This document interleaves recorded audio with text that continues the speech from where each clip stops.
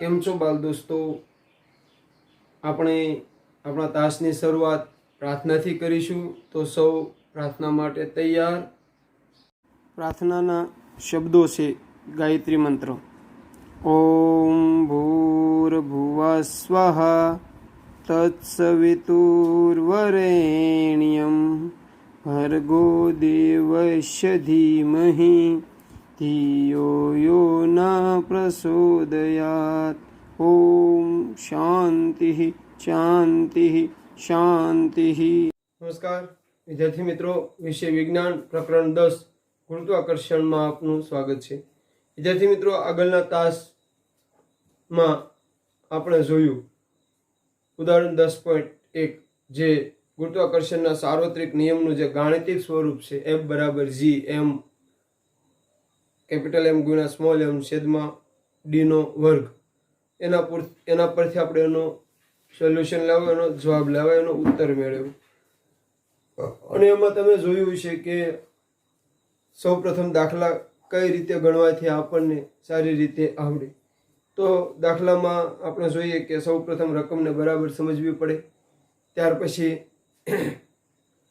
રકમમાં આપેલ રાશિ ને એને એકમ સાથે લખવી પડે. એકમમાં જો કોઈ ફેરફાર હોય તો એમાં પહેલાં પરિવર્તન કરવું પડે. જેમ કે અહીંયા એકમ આપ્યો હતો આપણને અંતર કિલોમીટરમાં, તો એસઆઈ એકમ મીટરમાં આપણે એને ફેરવ્યો હતો. અને પછી સૂત્ર લખીએ, એમાં કિંમત મૂકી અને એનું સાદુરૂપ આપવાનું હોય. સાદુરૂપમાં ખાસ કરીને આવા જે દાખલા આવે ઘાતવાળા દાખલા, આ ઘાતવાળા દાખલામાં પહેલાં ઘાતનું સાદુરૂપ આપવાનું, શક્ય બને એટલું રકમનું સાદુરૂપ આપતું જવાનું, અને પછી છેલ્લે રકમનું સાદુરૂપ આપી અને એનો જવાબ છે લાવવાનો હોય. તો આ રીતે આપણે દાખલો ગણ્યો હતા. પછી કેપિટલ G ગુરુત્વાકર્ષણનો જે સાર્વત્રિક અચળાંક છે, આ કેપિટલ G વિશે જોયું હતું. ભાઈ ગુરુત્વાકર્ષણનો સાર્વત્રિક અચળાંક, એનું સૂત્ર, એનો એકમ, એ અસળ છે, એના વિશે જોયું. આજના તાસમાં આપણે આગળ જોવાના છીએ, પણ સૌથી પહેલાં 2 દુધિયા પ્રશ્નો જે તમને આપ્યા છે, એમાં પહેલો દુધિયા પ્રશ્ન છે ગુરુત્વાકર્ષણનો સાર્વત્રિક નિયમ લખો. તો પહેલો નિયમ લખવાનો, ગુરુત્વાકર્ષણનો સાર્વત્રિક નિયમ, જે આપણે ઓલરેડી તમને લખાવી દીધેલો છે અને તમને આવડતો હશે કે ભાઈ વિશ્વનો દળ ધરાવતો પ્રત્યેક પદાર્થ બીજા પદાર્થને પોતાના તરફ આકર્ષે છે. આ 2 પદાર્થો વચ્ચેનું આકર્ષણ બળ તેમના દળના ગુણાકારના સમપ્રમાણમાં, F સમપ્રમાણ M કેપિટલ M ગુણ્યા સ્મોલ m, અને તેમની વચ્ચેના અંતરના વર્ગના વ્યસ્ત પ્રમાણમાં, એટલે કે F સમપ્રમાણ 1/d નો વર્ગ. તો આ રીતે, અને એના કેન્દ્રને જોડતી રેખાની દિશામાં હોય છે. આ બાબત આપણે જોઈ હતી. હવે આગળ બીજો પ્રશ્ન છે કે ભાઈ પૃથ્વી છે. આ પૃથ્વીની સપાટી પર એક પદાર્થ રહેલો છે. તો એ 2 વચ્ચે લાગતું ગુરુત્વાકર્ષણ બળ માટેનું સૂત્ર લખો. જો અહીંયા શું ધ્યાન રાખવાનું છે, વિજ્ઞાનમાં એક બાબત એ મહત્વની હોય છે અને એને સમજવી પડતી હોય કે જે ગણિતમાં સૂત્ર સ્પેસિફિક રહેતું હોય, મતલબ એક કોઈ પણ સૂત્ર હોય એના પ્રમાણે દાખલા હાલતા હોય, એમાં નાના મોટા ફેરફારો હોય. પણ વિજ્ઞાનની અંદર જે છે એમાં એક બાબત એ મહત્વની હોય કે સૂત્ર પણ બદલાતું રહેતું હોય, એની સંજ્ઞાઓ બદલાતી રહેતી હોય સંદર્ભ પ્રમાણે. આપણે જે સૂત્ર લખવાનું છે પૃથ્વી અને પદાર્થ વચ્ચે લાગતા ગુરુત્વાકર્ષણ બળ, તો એના માટે આપણે એમ લખવું પડે કે ભાઈ અહીં ME બરાબર પૃથ્વીનું દળ. જોજો, ME બરાબર પૃથ્વીનું દળ, M બરાબર પદાર્થનું દળ, પછી G બરાબર ગુરુત્વાકર્ષણ બળનો સાર્વત્રિક અચળાંક. G બરાબર ગુરુત્વાકર્ષણનો સાર્વત્રિક અચળાંક. પછી D ના સ્થાને RE એટલે કે પૃથ્વીની ત્રિજ્યા લેવી પડે, RE લેવા પડે. તો આ બાબત સંજ્ઞા જે આપી એના ઉપર આપણે સૂત્ર લખવા જઈએ તો F બરાબર G ME M છેદમાં RE નો વર્ગ. જોજો ક્યાં ક્યાં શું બદલાવ છો તે. M ની પાસે E આવી ગયો, અને ડી ની જગ્યાએ આર ઈ આવી ગયો. બી એટલે અંતર થાય. અને અહીંયા પૃથ્વીની વાત આવે એટલે પૃથ્વીની ત્રિજ્યા લેવી પડે. તો પૃથ્વીની ત્રિજ્યા એટલે આર ઈ. હવે આ સૂત્ર ઉપરથી જો સમજણના પ્રશ્નો એ રીતના પૂછાઈ શકે કે આ સૂત્ર ઉપરથી તમને એમ કે કોઈ એક પદાર્થ ચંદ્ર પર પડેલો છે, અથવા તો કોઈ એક પદાર્થ પર ચંદ્ર એનું ગુરુત્વાકર્ષણ બળ લગાડે છે. ભલે પૃથ્વી કરતા એનું 6 ભાગનું ગુરુત્વાકર્ષણ બળ હોય, પણ લગાડે છે. તો એ પદાર્થ અને ચંદ્ર વચ્ચે લાગતા ગુરુત્વાકર્ષણ બળનું સૂત્ર લખો. તો અહીંયા શું થઈ જશે? કેવા કેવા ફેરફારો થઈ જશે જોજો. ચંદ્રનું દળ થઈ જશે. અહીંયા ચંદ્રનું દળ તો શું થશે? એમ. પદાર્થનું દળ એમ. જી એમ નામ રહેશે, અસર છે. ડી ની જગ્યાએ આર ઈ, પણ અહીંયા શું આવશે? આર એમ આવશે. ચંદ્રની ત્રિજ્યા આવશે. ચંદ્રની ત્રિજ્યા આવશે. તો ચંદ્રની ત્રિજ્યા આવે તો એનું સૂત્ર શું બને? જુઓ, એફ બરાબર જી એમ સ્મોલ એમ છેદમાં આર એમ નો વર્ગ.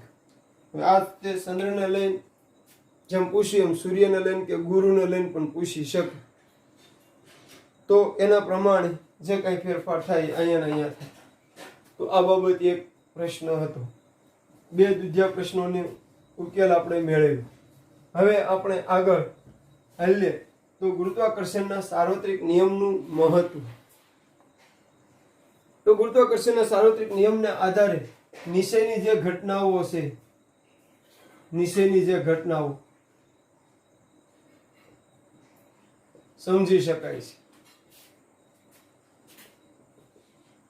ગુરુત્વાકર્ષણના સાર્વત્રિક નિયમના આધારે નીચેની ઘટનાઓ સમજી શકાય. એક ઘટના કે ભાઈ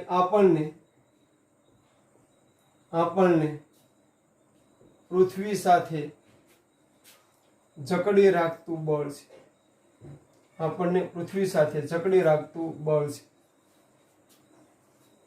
અથવા તો ગુરુત્વાકર્ષણના કારણે જ આપણે પૃથ્વી ઉપર સલામત રીતે રહી શકીએ છીએ. તો એક. બીજો આવશે પૃથ્વીની ફરતે ચંદ્રનું પરિક્રમણ સમજી શકાય. આગળ સૂર્યની ફરતે પૃથ્વી તેમજ અન્ય ગ્રહોનું પરિક્રમણ સમજી શકાય. અને ચોથો સૂર્ય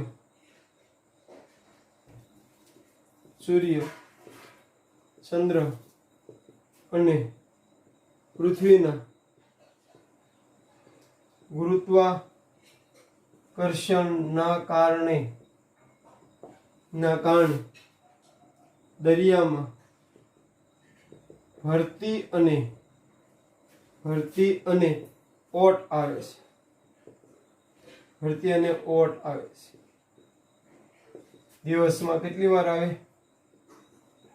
દિવસમાં 2 વાર આવે ભરતી ને ઓટ. આપણે એને સાદી ભાષામાં વેળ આવી અને વેળ ગઈ એવું નામથી ઓળખીએ છીએ. તો ફરી વખત ગુરુત્વાકર્ષણના સાર્વત્રિક નિયમના મહત્વના આધારે આ બધી ઘટના સમજી શકાય. તો અહીંયા થોડુંક વિસ્તૃત રૂપમાં સમજવાનું કે ભાઈ આપણને પૃથ્વી સાથે જકડી રાખતું બળ એટલે ખાલી માણસને નહીં, તમામ સજીવોને યાદ રાખજો. તમામ સજીવોને પૃથ્વી સાથે જકડી રાખતું બળ છે. કે ભાઈ પૃથ્વી ગોળ છે, નારંગી છે, તો ત્યાંથી એ પડી કેમ નથી જતા? તો એની સાથે જકડી રાખતું બળ છે. પૃથ્વીની ફરતે ચંદ્રનું પરિક્રમણ એટલે સમજશું દરેક ગ્રહોની ફરતે એના ઉપગ્રહોનું પરિક્રમણ. પૃથ્વીની ફરતે ચંદ્રનું પરિક્રમણ એ એક ઉદાહરણ આપેલું છે. પણ બધા દાખલા તરીકે તમને એમ પૂછે કે મંગળની ફરતે ફોબોસ અને ડીમોસ એ બેના ઉપગ્રહો છે, એનું પરિક્રમણ તો એ પણ હાલે. સૂર્યની ફરતે પૃથ્વી તેમજ અન્ય ગ્રહોનું પરિક્રમણ અહીંયા એ પણ હાલશું કે સૂર્યમંડળના બીજા સભ્યો આમાં આવી છે. ધૂમકેતુ, ઉલ્કા એ બધાનું પરિક્રમણ છે એ આમાં આવી શકે છે. ભલે ઉદાહરણ આપ્યું એટલે સૂર્યની ફરતે સૌર પરિવારના અથવા તો સૂર્યમંડળના તમામ સભ્યોનું પરિક્રમણ એ પણ એમાં આવી શકે છે. સૂર્ય, ચંદ્ર અને પૃથ્વીના ગુરુત્વાકર્ષણને કારણે દરિયામાં ભરતી અને ઓટ આવે છે. દરિયામાં દિવસમાં 2 વાર ભરતી અને ઓટ આવે. મોજા આવે ને જાય એની એ તો સતત ચાલતી પ્રક્રિયા. ભરતીને ઓટ આપણે જેને વેળ આવી ગઈ ને વેળ ગઈ ગઈ. દરિયો એક સમયે નજીક આવતા આવતા ઠેઠ કિનારે પહોંચી જાય, એક સમયે એને ભરતી આવી કહેવાય. એક સમયે દરિયો તો દૂર જતો જતો જતો જતો એનું જે લેવલ હોય એ કિનારાથી વધારે મહત્તમ દૂર જાય એને ઓટ કહેવાય. કિનારે નજીક મહત્તમ આવે અને ભરતી કહેવાય. એવું બે વાર બને. પૂનમ અને અમાસ ઉપર મોટી ભરતી અને મોટી ઓટ. કારણ કે એ સમયમાં તમે સૂર્યગ્રહણ અને ચંદ્રગ્રહણ વિશે ભણ્યા છો. એ સમયમાં આ ત્રણે જે છે સૂર્ય, ચંદ્ર અને પૃથ્વી લગભગ એક લાઈન અથવા તો નજીક આવે. આથી મોટી ભરતી અને મોટી ઓટ આવતી હોય છે. તો આ છે ગુરુત્વાકર્ષણના સાર્વત્રિક નિયમનું મહત્વ. હવે પછી આપણે જે પોઈન્ટ જોવાનો છે એ પોઈન્ટને જોઈએ, પણ તમે આને બરાબર જોઈ લો. એ પોઈન્ટ છે મુક્ત પતન, ફ્રી ફોલ. એને જોઈએ, પણ આને જોઈ લો પછી આપણે એને જોઈએ. તો વિદ્યાર્થી મિત્રો, ગુરુત્વાકર્ષણના સાર્વત્રિક નિયમનું મહત્વ જોયું. હવે આગળ એક બહુ સરસ ઘટના જેનું જે આપણે ચાલતા રમતા આપણથી સહજ રીતે થઈ ગયું, પણ એના નામ આપીએ કહીએ કદાચ ઘણાને ખબર ન હોય, મોટા ભાગના ખબર નહીં. મુક્ત પતન, ફ્રી ફોલ. મુક્ત પતન શું? તો મુક્ત પતનની વ્યાખ્યા આમ ગણો ને તો એક પ્રવૃત્તિ આપણે દ્વારા સમજી. કોઈ એક પદાર્થ લો, આપણે એક પદાર્થ લીધો, એને અમુક ઊંચાઈએથી જોઈજો બરાબર, બળ આપ્યા વગર છોડી મૂકો અને મુક્ત પતન કહેવાય. હવે કોઈ એક પદાર્થ હોય, કોઈ એક પદાર્થ એને અમુક ઊંચાઈએથી કોઈ પણ જાતનું બળ આપ્યા સિવાય છોડી દેવામાં આવે તો તે પદાર્થ મુક્ત પતન કરે તેમ કહેવાય. તો આ એક પ્રવૃત્તિ છે. એક પદાર્થ લઈ એને અમુક ઊંચાઈથી કોઈ પણ પ્રકારનું બાહ્ય બળ આપ્યા વિના છોડી દેવામાં આવે. પછી એક બીજી પ્રવૃત્તિમાં પદાર્થને આ રીતે આમ નીચેથી આમ ઉપર ફેંકવાનો, નીચેથી આમ ઉપર ફેંકવાનો. તો તમે જાણો છો કોઈ એક પદાર્થ છે એમ નીચેથી ઉપર જાય તો મહત્તમ ઊંચાઈએ ગયા પછી એવું માનવામાં આવે છે કે એ મહત્તમ ઊંચાઈ અમુક સમય માટે સ્થિર થાય અને પછી પૃથ્વીના ગુરુત્વાકર્ષણ બળને કારણે નીચે તરફ ગતિ કરે. તો આને મુક્ત પતન કહેવાય. તો ફરીવાર મુક્ત પતનની વ્યાખ્યા આપણે જોઈ હોય તો શું આપી શકાય? મુક્ત પતનની વ્યાખ્યા તો ભાઈ કોઈ પદાર્થને જોજો, કોઈ પદાર્થને અમુક ઊંચાઈએથી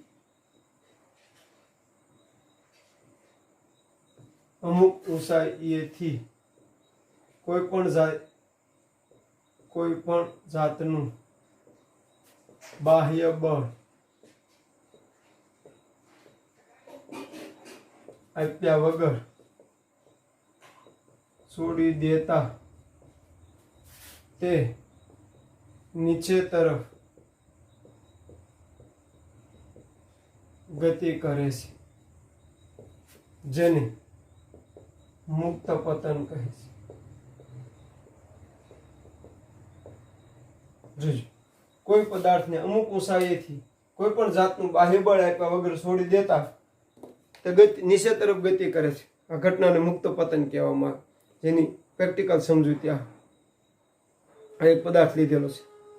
આ પદાર્થને હું બળ આપ્યા વગર છોડી મૂકું છું, ખાલી આમ મૂકું છું. જોઈજો, આમ બળ આપું તો મેં બાહ્ય બળ આપ્યું કહેવાય. જોઈજો, અને આમ ઘા કરું તો મેં બાહ્ય બળ આપ્યું કહેવાય. દડો હોય અને આમ ઘા કરીએ તો આપણે આપણું બળ એને આપીએ છીએ એટલે એ ગતિમાં આવે છે. અહીંયા હું આ પદાર્થને કોઈ પ્રકારનું બળ નથી આપતો, ખાલી છોડી દઉં છું તો એ નીચે તરફ ગતિ કરે. શું કામ કરે તમને બધાને ખબર છે? પૃથ્વીના ગુરુત્વાકર્ષણ બળની કારણે. અહીંયા પણ પોઈન્ટનો ઉલ્લેખ કરી શકો ભાઈ, કોઈ પદાર્થને અમુક ઊંચાઈથી કોઈ પણ જાતનું બાહ્ય બળ આપ્યા વગર છોડી દેતા પૃથ્વીના ગુરુત્વાકર્ષણ બળને કારણે નીચે તરફ ગતિ કરે છે, જેને મુક્ત પતન કહે છે. ફીફો આ ઘટના મુક્ત પતન. આ ઉદાહરણ એમાં એટલે આવે કે ઊંચાઈ આપણે આ બળ આપ્યું, જો આ તો એને બળ આપ્યું છે હેઠેથી નીચેથી, આ પદાર્થને ઊંચે જવા માટે નીચેથી બળ આપ્યું છે, પણ મહત્તમ ઊંચાઈએ પહોંચ્યા પછી જ્યારે નીચે આવે છે ત્યારે આપણે કોઈ બળ આપતા નથી, ત્યારે તે પૃથ્વીના ગુરુત્વાકર્ષણ બળને કારણે જ નીચે તરફ આવે છે. એટલા માટે એને મુક્ત પતનની ઘટના કહેવાય. હવે જોજો, મુક્ત પતનની ઘટનામાં આ છે, આ પદાર્થને મુક્ત પતન કરાવું છું તો એની ગતિની દિશા નથી બદલાતી. એની જ દિશામાં જાય, પણ એના વેગમાં કઈ ફેરફાર થતો હશે કે નહીં? વિચારો. તમારો જવાબ વિચારો.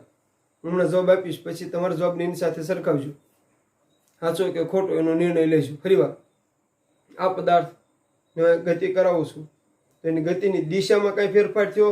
પહેલો એ પ્રશ્ન. બીજો પ્રશ્ન, એના વેગમાં કઈ ફેરફાર થયો?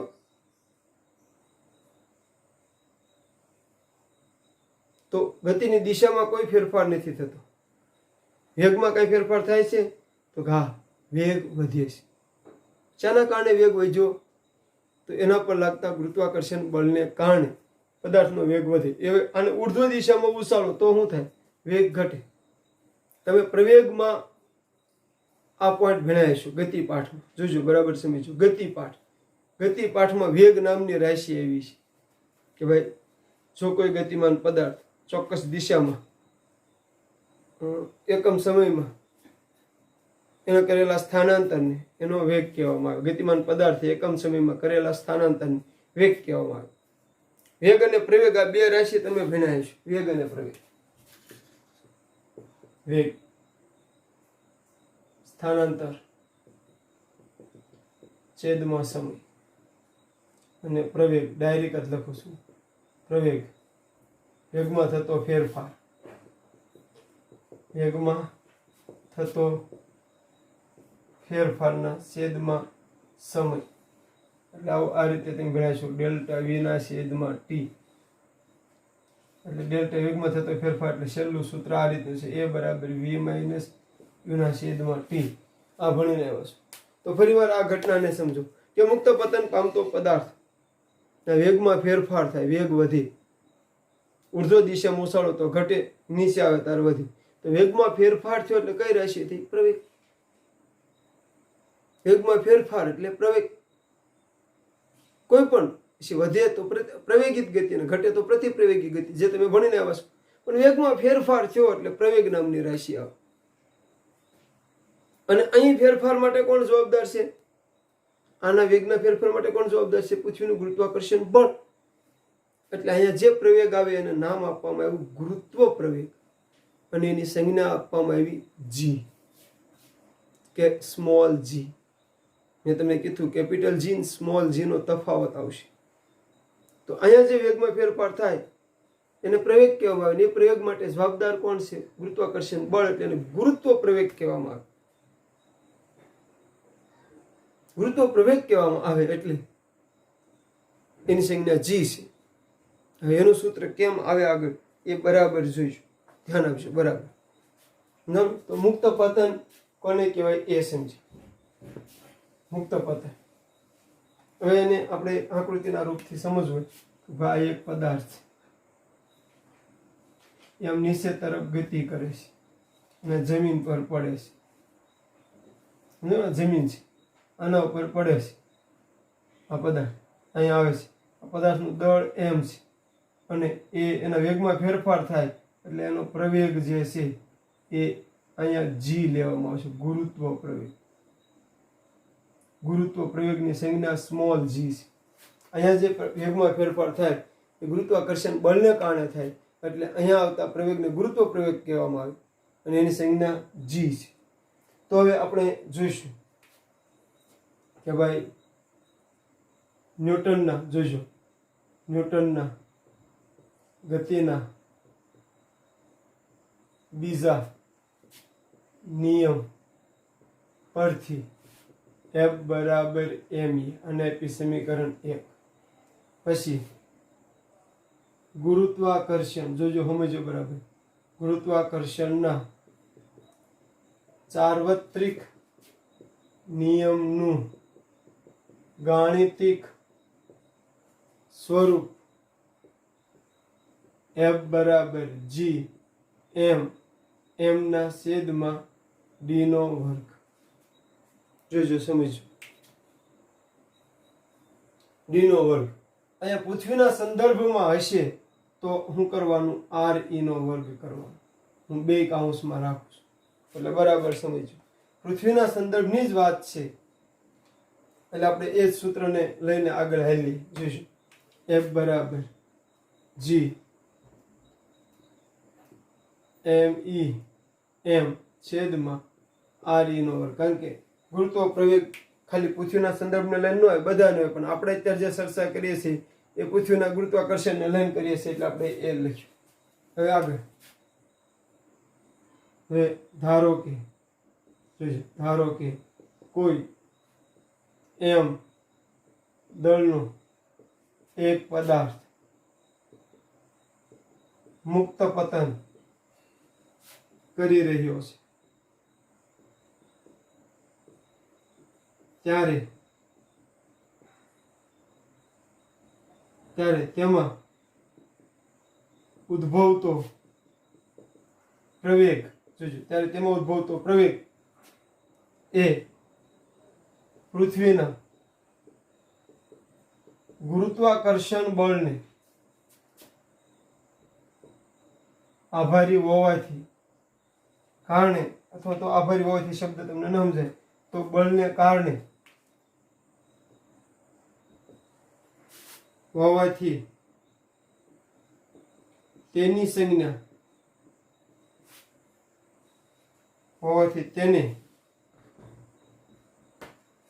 તેને ગુરુત્વ પ્રવેગ કહે છે.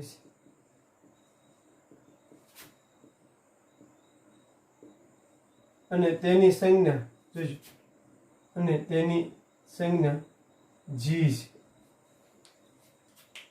મુક્ત પતન ની વ્યાખ્યા, કોઈ પણ પદાર્થની અમુક ઊંચાઈથી કોઈ પણ પ્રકારનું બાહ્ય બળ આપ્યા સિવાય, પ્રેક્ટિકલ નોલેજ થી સમજો, બાહ્ય બળ આપ્યા સિવાય છોડી દેવામાં આવે તો તે પદાર્થ પૃથ્વીના ગુરુત્વાકર્ષણ બળને કારણે નીચે તરફ ગતિ કરે, જેને મુક્ત પતન કહેવામાં આવે. એવો પ્રયાસ કરજો વિદ્યાર્થી મિત્રો કે મેક્સિમમ વર્ગખંડમાં તૈયાર થાય. મુક્ત પતનમાં આ બે સૂત્રનો ઉપયોગ આવવાનો છે, એટલે પહેલા એ લખી નાખીએ. જીના સૂત્રમાં ભાઈ ન્યૂટનના ગતિના બીજા નિયમ પરથી, કારણ કે એમાં પ્રવેગ આવે, બળ ને પ્રવેગ આવે, આમાં બળ ને પ્રવેગ મતલબ બળ આવવાનું, બેમાં બળ લાગે. તો હવે આગળ હાલ છે કે ભાઈ મુક્ત પતન કરતા પદાર્થ પર લાગતું ગુરુત્વાકર્ષણ બળ F બરાબર G MEM છેદમાં R E નો વર્ગ જેટલું હોય. હવે આગળ સમીકરણ 1 પરથી આ એક છે, F ની જગ્યાએ આ F છે એની જગ્યાએ આપણે MA મૂકશું. 1 પરથી અહીં F બરાબર mg લેતા, જો મોટું કરવું હોય તો પેલા આ મૂકી દો, MA મૂકી દો, પછી મૂકો, નહીતર આમાં ડાયરેક્ટ લખી નાખો સમીકરણ 1 પરથી અહીં F બરાબર mg લેતા, કારણ કે અહીં ગુરુત્વ પ્રવેગ છે, કામ લખી નાખો. નહીતર પછી MA મૂકો ને પછી કહો ભાઈ ગુરુત્વ પ્રવેગ હોવાથી mg લો, તો આપણે લખીશું ભાઈ mg બરાબર G ME M છેદમાં RE નો વર્ગ. જોજો G સૂત્રનો કરતા રાવાઈ દો, તો M ક્યાં જશે? છેદમાં જશે. તેથી G બરાબર કેપિટલ G MEM છેદમાં RE નો વર્ગ ગુણ્યા M.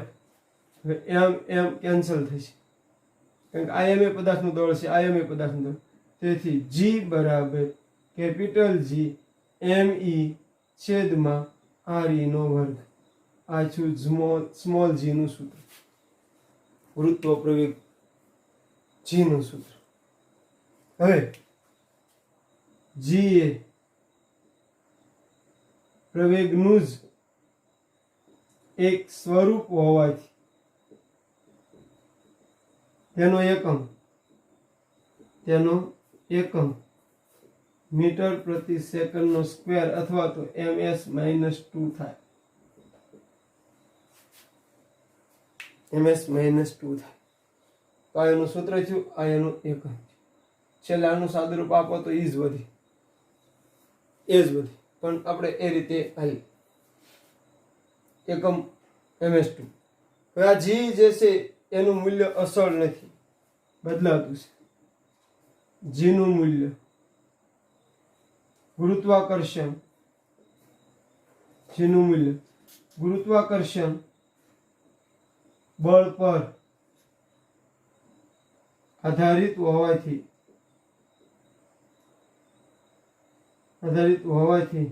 તે બદલાય છે. વિદ્યાર્થી મિત્રો, ફરી વાર મુક્ત પતન અને ગુરુત્વ પ્રયોગ જી નું સૂત્ર મેળવો તો એ બાબત અહીંયા તમારી સમક્ષ રજૂ કરી. મુક્ત પતન હું આ બે સૂત્રો એટલે લખ્યા કે ગુરુત્વાકર્ષણ બળના અને બળના સંદર્ભમાં એ આવે. અહીંયા પણ એ જ રીતનું બળ લાગે છે એટલા માટે પ્રયોગને લેવાનો છે, એટલા માટે આ સૂત્ર લીધું. ગુરુત્વાકર્ષણ બળને લેવાનું છે એટલે આ સૂત્ર લીધું. બે સૂત્રની મદદથી જેનું સૂત્ર મળે. કઈ રીતે મેળવવું એ જોયો ફરી એક વખત. તો ન્યૂટનના ગતિના બીજા નિયમ પરથી F બરાબર ma થાય. ગુરુત્વાકર્ષણના સાર્વત્રિક નિયમનું ગાણિતિક સ્વરૂપ આ છે. કોઈ એક m દળનો પદાર્થ છે, એ પૃથ્વી તરફ મુક્ત પતન કરે છે, તો એનું દળ m અને ગુરુત્વ પ્રયોગ g. ત્યારે તે ઉદ્ભવતો પ્રયોગ એ પૃથ્વીના ગુરુત્વાકર્ષણ બળના કારણે હોવાથી તેનો ગુરુત્વ પ્રયોગ કહે છે અને તેની સંજ્ઞા g છે. મુક્ત પતન કરતા પદાર્થ પર લાગતું ગુરુત્વાકર્ષણ બળ કેટલું હોય? F બરાબર g me પૃથ્વીનું દળ, m પદાર્થનું દળ અને r નો સ્ક્વેર. હવે અહીંયા f ની જે છે એની કિંમત આના ઉપરથી મૂકો, સમીકરણ 1 પરથી. F બરાબર mg લેતા. mg હું કેમ લેવાનું ભાઈ? આમાં તો m એ છે, એટલે g કેમ થઈ ગયો? તો અહીં ગુરુત્વ પ્રયોગની વાત છે, તો એ ની જગ્યાએ g લેવો પડે. તો mg બરાબર g me m છેદમાં r નો વર્ગ. પછી ઉડે એટલે કેન્સલ થાય, એટલે બાકીનું સાદુરૂપ તમને આવડે એટલે આ g નું સૂત્ર છે. અને તમને એક પણ વાત કરી હતી વિદ્યાર્થી મિત્રો કે કેપિટલ G અને સ્મોલ g. તો કેપિટલ G સાર્વત્રિક અસળાંક છે, સ્મોલ g ગુરુત્વ પ્રયોગની છે, ગુરુત્વ પ્રયોગ છે. બેના સૂત્ર, બેના એકમ. સાર્વત્રિક g નું મૂલ્ય અસળ છે, આનું મૂલ્ય બદલાય છે. તો કેટલા મુદ્દા છે? 4 મુદ્દા છે. તો આ બાબત ધ્યાનમાં રાખજો, જોઈ લો બરાબર. સમજાય છે કે નહીં? બરાબર જો એકવાર બે વાર. તો વિદ્યાર્થી મિત્રો, તાસ 4 નું ગૃહ કાર્ય, ગુરુત્વાકર્ષણના સાર્વત્રિક નિયમનું મહત્વ લખો. મુક્ત પતન એટલે શું? પ્રવૃત્તિ દ્વારા સમજાવો, જે આપણે પ્રેક્ટિકલ કરતા થઈ. ગુરુત્વ પ્રયોગ g નું સૂત્ર તારવો, જે છેલ્લે તારવી. અને 8 SPL સેલ્ફ SPL નહીં પણ SLP સેલ્ફ લર્નિંગ પ્રોસેસ ના પ્રશ્નો લખવાના રહેશે. તો એટલું કામ આપ કરશો. ફરી એકવાર જેટલું સમજીને કરશો, કેમ વર્ગખંડમાં વધારે થાય એવી ઉત્સુકતા સાથે કામ કરશો, તો શિક્ષણ એક સરળ અને મજા આવે એવી પ્રવૃત્તિ બની રહેશે. ભેગું થવા દેશો. એ જે પદ્ધતિથી નહીં લો તો તમને કંટાળો લાગશે. કઈ પદ્ધતિથી ને લેવું એ વધારે મહત્વનું રહેશે. તો એટલી બાબત ખાસ આપ ધ્યાનમાં લેશો અને ગૃહ કાર્યને સારી રીતે કરશો એ અપેક્ષા અસ્તુ.